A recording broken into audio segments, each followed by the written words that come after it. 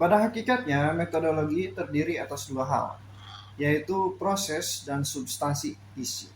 Dalam riset operasi, substansi adalah permasalahan dan perangkat kuantitatif yang diaplikasikan untuk mengantisipasi permasalahan tersebut. Sementara itu, proses berisikan segala sesuatu yang dilakukan untuk mengidentifikasi masalah dan menentukan teknik kuantitatif tertentu yang diperlukan. Metodologi kemudian diartikan sebagai sebuah upaya pemahaman suatu masalah dan pemecahannya yang bersifat sistematis dan rasional.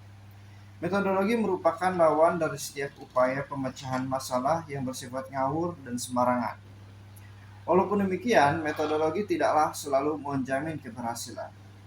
Oleh karena itu, dalam setiap upaya analisis permasalahan, sikap hati-hati dan cermat senantiasa harus dikedepankan. Metodologi mempengaruhi cara pandang dan cara penyelesaian masalah, walaupun tidak menjamin keberhasilan. Metodologi tetaplah merupakan serangkaian tahapan penyelesaian masalah yang paling bisa dipertanggungjawabkan dibandingkan cara lain. Metodologi sangat dipengaruhi oleh faktor-faktor sebagai berikut. Kepribadian si analis riset operasi. Ada seorang analis yang bisa melakukan pekerjaan secara simultan, tetapi ada pula yang lebih suka mengerjakan sesuatu tahap demi tahap. Pada umumnya, suatu permasalahan sangat tidak terstruktur sehingga agak menyulitkan pemahamannya. Untuk permasalahan yang sudah terstruktur dan pernah dilakukan analisis sebelum oleh analisis lain, pemahaman dapat berlangsung cepat.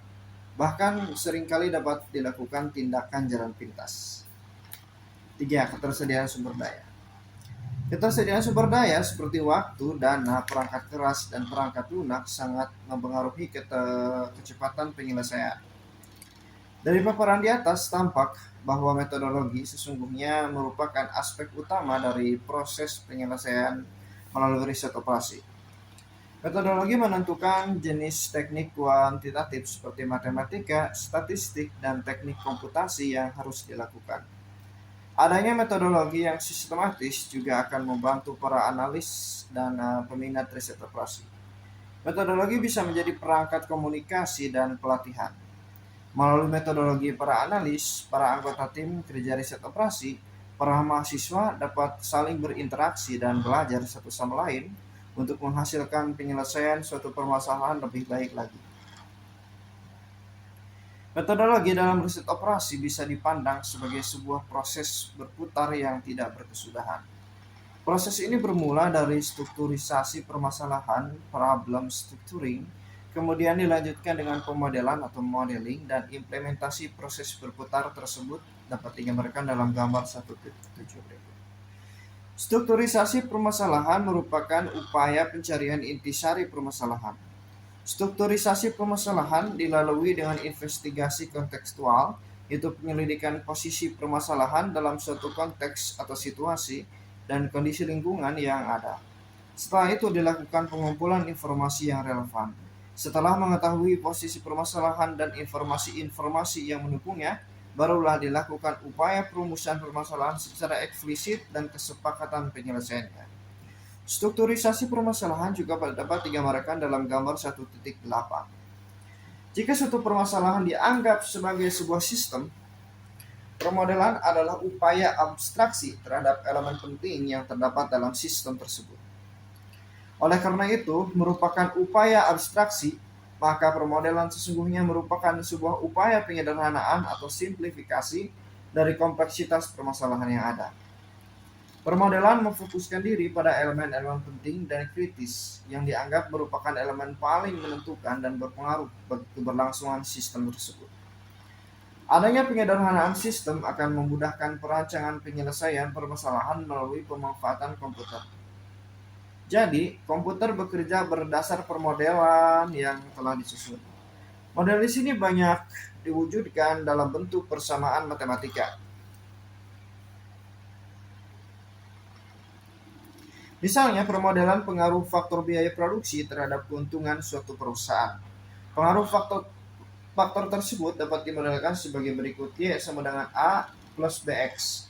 Y yaitu tingkat keuntungan, A konstanta, B koefisien regresi yaitu tingkat perubahan, Y jika terjadi perubahan sebesar satu satuan X tingkat biaya produksi. Permodelan juga akan memudahkan upaya validasi. Validasi adalah pencocokan model yang ada dengan kondisi permasalahan yang sebenarnya. Proses validasi model dapat dilakukan melalui dua pendekatan berikut. Satu, pendekatan kotak hitam atau black box approach. Pendekatan kotak hitam mengandaikan kita tidak mengetahui struktur internal model yang dibangun. Kita hanya bisa melakukan validasi dengan cara membandingkan kinerja model yang pada dasarnya merupakan penyederhanaan suatu sistem dengan kinerja sistem sebelumnya, jika terhadap model dan sistem itu dilakukan intervensi yang sama. Jika perilaku model sama dengan perilaku sistem, maka yang dibangun dianggapnya valid. 2. Pendekatan kotak putih white box approach. Berbeda dengan pendekatan kotak hitam, pada pendekatan kotak putih, kita memiliki pengetahuan detail tentang elemen-elemen yang terdapat pada model-model dan pada sistem. Pendekatan kotak putih banyak sekali digunakan dalam simulasi-simulasi komputer. Simulasi membutuhkan pengetahuan detail tentang elemen-elemen yang terdapat pada model dan sistem. Jika digambarkan, pemodelan dinyatakan dalam gambar 1.9 sebagai berikut. Siklus permodelan. Validasi, penggunaan model, pembangunan model, pemrograman, validasi lagi. Validasi, penggunaan model, pembangunan model, pemrograman, validasi lagi. Validasi, penggunaan model, pembangunan model, pemrograman, validasi. Validasi, penggunaan model, pembangunan model, pemrograman, validasi. Validasi, penggunaan model, pembangunan model, pemrograman, validasi. Validasi, penggunaan model, pembangunan model, pemrograman. Validasi, penggunaan model, pembangunan model, pemrograman. Validasi, penggunaan model, pembangunan model, dan pemrograman. Setelah dilakukan strukturisasi permasalahan dan permodelan, tibalah saatnya tahapan implementasi. Implementasi adalah penerapan atas penggunaan model yang sudah dibangun untuk peningkatan kinerja organisasi. Ini diperlukan adanya tanggung jawab bersama antara klien dan analis. Tanggung jawab bersama akan membuah pada keterlibatan terus-menerus yang akan menjamin keberhasilan tahapan implementasi. Alat-alat yang membantu permodelan. Untuk membangun suatu permodelan diperlukan keterampilan dan keahlian tertentu.